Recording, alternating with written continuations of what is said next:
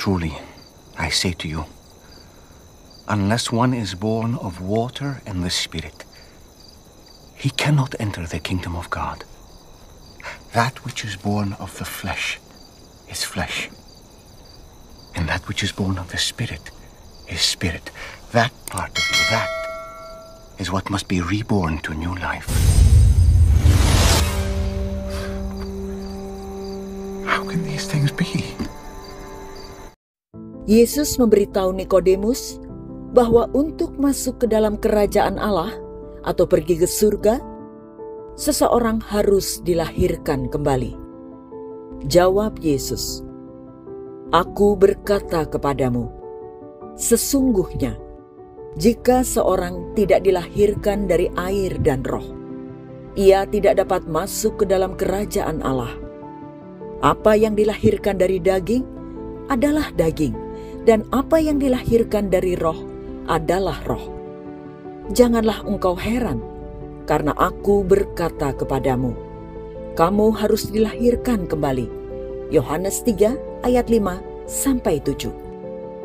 Dia menjelaskan bahwa kelahiran baru yang kita alami oleh kasih karunia Allah melalui iman ini bukanlah kelahiran fisik, tetapi kelahiran rohani.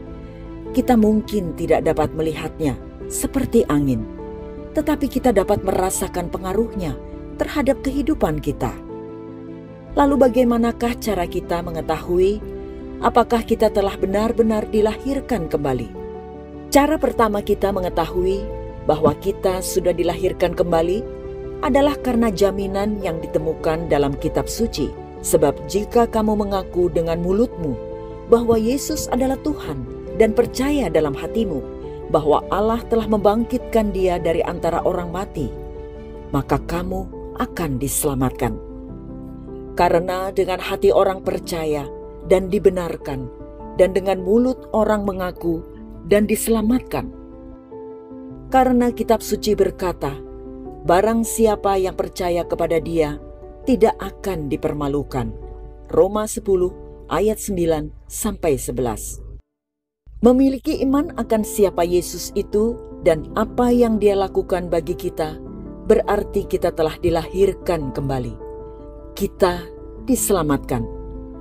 Yesus meyakinkan para pengikutnya, "Aku memberikan hidup yang kekal kepada mereka, dan mereka pasti tidak akan binasa sampai selama-lamanya, dan seorang pun tidak akan merebut mereka dari tanganku. Bapakku yang memberikan mereka kepadaku lebih besar daripada siapapun, dan seorang pun tidak dapat merebut mereka dari tangan Bapa. Aku dan Bapa adalah satu." Yohanes 10 ayat 28-30. Cara kedua kita mengetahui bahwa kita sudah dilahirkan kembali adalah karena buah roh sekarang nyata dalam hidup kita. Kita dicirikan oleh hal-hal seperti kasih, sukacita, damai sejahtera, kesabaran, kemurahan, kebaikan, kesetiaan, kelemah lembutan, dan penguasaan diri. Galatia 5 ayat 22-23. Dalam Efesus 1 ayat 13 memberitahu kita bahwa kita dimeteraikan dengan Roh Kudus ketika kita percaya. Dan Dialah yang menghasilkan buah ini dalam hidup kita ketika kita bersandar kepadanya. Di saat Anda belum percaya kepada Yesus, Anda merasa sulit untuk bersabar dengan orang-orang. Namun setelah Anda menerima Yesus, saat ini Anda dapat meminta Roh Kudus untuk memenuhi Anda dengan kesabaran. Ini terutama benar dalam sebuah kemampuan yang baru untuk mengasihi orang-orang di sekitar kita, untuk melihat mereka sebagaimana Tuhan melihat mereka. Perintah terbesar Yesus kepada kita terkait dengan kasih kita kepadanya dan kemudian kepada orang lain. Ketika ditanya tentang perintah terbesar dalam hukum perjanjian lama, Yesus berkata, "Kasihilah Tuhan Allahmu dengan segenap hatimu, dengan segenap jiwamu, dan dengan segenap akal budimu."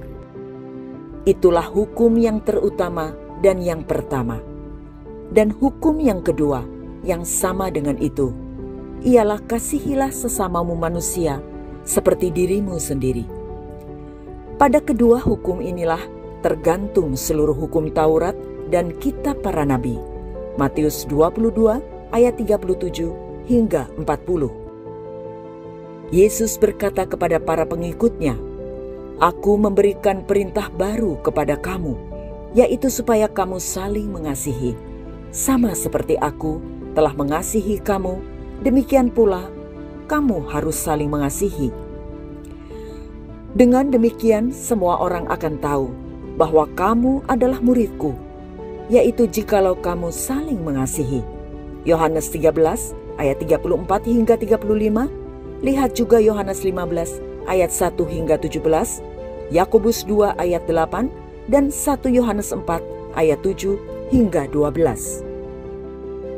Yesus juga mengatakan kepada mereka, "Seperti Bapa telah mengasihi aku, demikianlah aku telah mengasihimu. Tetaplah tinggal dalam kasihku. Jika kamu menaati semua perintahku, kamu akan tinggal dalam kasihku. Sama seperti aku telah menaati perintah Bapa dan tinggal dalam kasihnya. Hal-hal ini aku katakan kepadamu, supaya sukacitaku ada di dalammu, sehingga sukacitamu menjadi penuh." Yohanes 15 ayat 9 hingga 11.